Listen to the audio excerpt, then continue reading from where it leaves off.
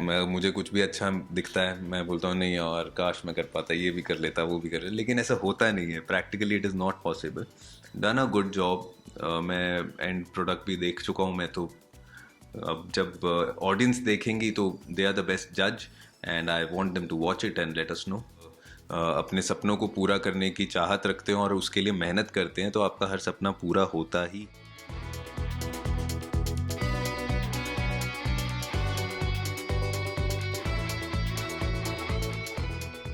जहाँ चांद रहता है फाइनली कॉन्सेप्ट क्या है, मतलब शो क्या है बेसिकली, क्योंकि नाम भी एकदम डिफरेंट, जहाँ चांद रहता है। जी, जैसा कि नाम है जहाँ चांद रहता है, और आप देख रहे हैं हमारी हीरोइन है यहाँ पे सोनम।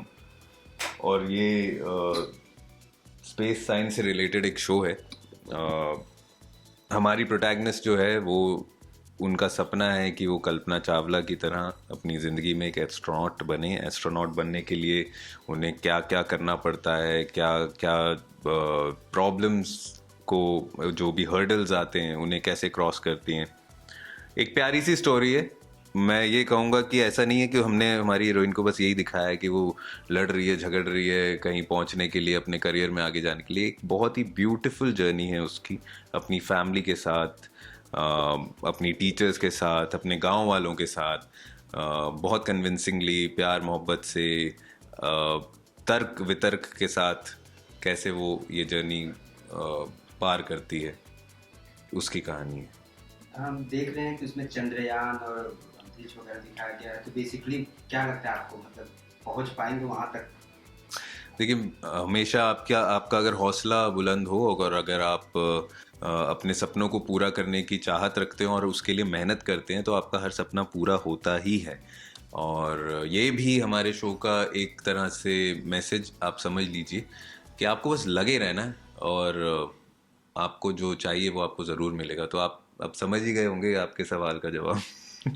और शो डीडी नेशनल पे आ रहा है, जी। इतनी बहुत पुराने चैनल हैं, जी। काफी लोगों के दिलों से जुड़े हुए हैं, काफी पुराने शोज इनके हिट हुए हैं। जी। आपने भी शायद डीडी नेशनल के साथ काम किया, उसके जी, बारे में क्या कहना चाहेंगे, क्या एक्सपीरियंस? बहुत पुराना, मतलब पहला ही हमारा नेशनल ब्रॉडकास्टर एक ही चैनल हुआ करता था जब हम छोटे छोटे थे। फिर मैंने तो अपना करियर इस चैनल के साथ शुरू किया। हमने हमारे सबसे बड़े बड़े हिट शोज जो हैं इस पे देखे हैं बचपन में। और आज भी इसकी रीच इतनी ज़्यादा है, जहाँ पर दूसरे चैनल्स, ओटीटीज सब कुछ नहीं पहुँचता है, वहाँ एंटरटेनमेंट का माध्यम अभी भी हमारा ये डीडी नेशनल ही है। तो मैं आई एम वेरी प्रिविलेज्ड कि मुझे फिर से मौका मिला इनके साथ काम करने का और ये शो बनाने का।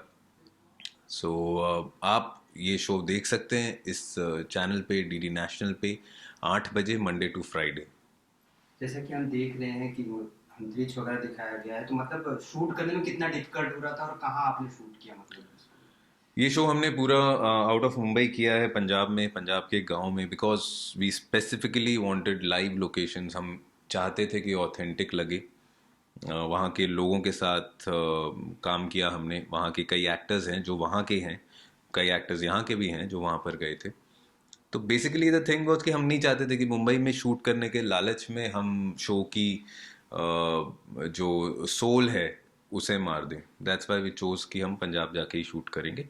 एंड ऑफ कोर्स साइंस से रिलेटेड है, वीएफएक्स का काम है, तो वो भी अच्छे से किया गया है। क्योंकि हमें पहले से ही पता था जब हम स्टोरी कॉन्सेप्ट बना रहे हैं, अगर हम हमारी स्टोरी में ये सब रिक्वायरमेंट्स हैं तो उसी चीज़ में हाथ डालो, तभी हाथ डालो जब आप कॉन्फिडेंट हो। तो we were quite confident and we have done a good job.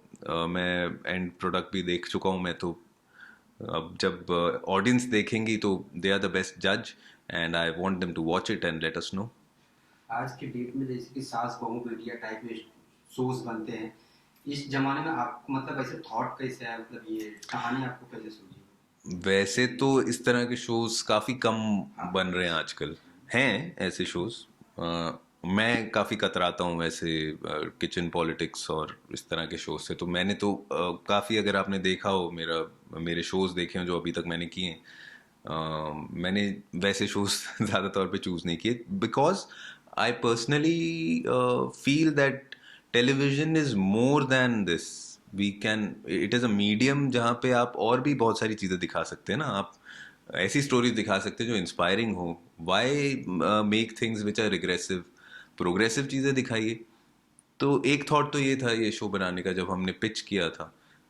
And I am so glad that Doordarshan आज की डेट में भी प्रोग्रेसिव के ऊपर ज़्यादा ध्यान देते हैं. They are always when they tell you के make a show for us, और when they open their doors for the producers, what they are looking for is a good show, an inspiring show, women oriented show, education को करे, कुछ message दे, इस तरह के. तो I really enjoyed making this, I loved it.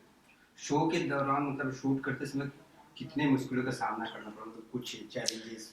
देखिए, as a producer तो बहुत सारी मुश्किलें आती हैं, डेली शूटिंग लेवल पे भी आती हैं, और बहुत सारी चीज़ें होती हैं, आपको बहुत सारी चीज़ें हैंडल करनी होती हैं. As an actor it is a little easy, आपको पलकों पे बिठाया जाता है, आपको बहुत आपने अच्छा काम कर लिया है, अगर आप नोन हैं, काफ़ी टाइम से काम करें, तो आपको आपके बोलने से पहले चीज़ें हो जाती हैं. बट एज अ प्रोड्यूसर थोड़ी सी चीज़ें होती हैं जो आपको डिफ़िकल्ट लगती हैं. But then if you have a good team like mine, जो इरफान है, प्रीति हैं, और मेरी पूरी टीम है, Tanu, Jinesh, these people are like a backbone to me. तो मुझे इतना शॉक नहीं लगता है जब कोई, जब मुझ तक आते आते काफ़ी ठंडा हो गया होता है मामला. सर जैसे कि आप खुद इतने बड़े आर्टिस्ट हैं, शूट के दौरान एक मोमेंट पे कहीं आपको ऐसा लगा कि शायद इस रोल में मैं रहता तो और बेटर देखो हो? सर, मैं तो ऐसा एक्टर हूँ कि मुझे तो सब कुछ करना होता है. मुझे कुछ भी अच्छा दिखता है, मैं बोलता हूँ नहीं यार काश मैं कर पाता, ये भी कर लेता, वो भी कर लेता, लेकिन ऐसा होता नहीं है. Practically it is not possible. And जो लोग इस शो के लिए बने हैं, आई थिंक उन्हीं के हिस्से में आता है, ये नसीब की भी बात होती है. Now because I am a producer, ऐसा नहीं होना चाहिए ना मैं प्रोड्यूसर तो मैं एक्ट करूँगा. With the grace of God मैं दूसरा शो भी कर रहा था. बट एक कैरेक्टर बहुत अच्छा है, अगर करना ही है मुझे, अगर बोला जाता कि करना ही है, तो वो होता मेरी हीरोइन के ब्रदर का रोल. तो क्योंकि बाकी तो ये लोग तो एज में ऐसे छोटे छोटे दिखाए हैं, वो तो मैं कर नहीं सकता अभी. तो वो एक रोल है, वो बहुत प्यारा है, जो बहुत सपोर्टिव है अपनी बहन के लिए. That is a very nice character जो श्रेष्ठ ने किया है, मेरे फ्रेंड ने प्ले किया है. अभी इस समय आप तेरी मेरी डोरिया में भी हैं, तो अपकमिंग ट्रैक में दर्शकों को क्या देखने के लिए मिल सकता है? बहुत ज़्यादा emotional drama, because high point इस वक्त ये चल रहा है कि साहिबा की तबीयत ख़राब होने वाली है, बिकॉज उसने सिमरन को अपना लिवर का कुछ हिस्सा डोनेट किया है. एंड उसकी कॉम्प्लिकेशंस बढ़ रही हैं. एंड अंगद का क्या होगा अगर साहिबा को कुछ हो गया, कहीं ना कहीं कुछ कनेक्शन तो है. सो ये बहुत ही ट्रिकी मामला है. सो प्लीज़ देखिए, बिकॉज सीन्स पढ़े आज मैं खुद काफ़ी टच्ड और इमोशनल हो गया था. वो मैं अभी जाके शूट भी करने वाला हूँ आज और कल में. So I am looking forward to it as an actor. And I am sure जब भी मुझे अंदर से आया है कि ये सीन पढ़ने में बहुत अच्छा लग रहा है, वो लोगों को बहुत पसंद आया ही है.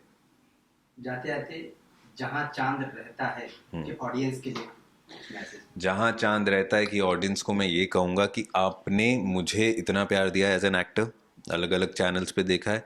अब मेरी एक रिकमेंडेशन है, ऑनेस्ट रिकमेंडेशन है, जस्ट नॉट बिकॉज ये मेरा शो है.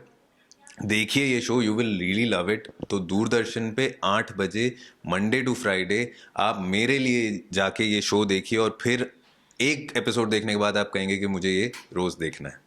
For top serials on sets to personal interviews and fun segments with actors, subscribe to Telebytes right away.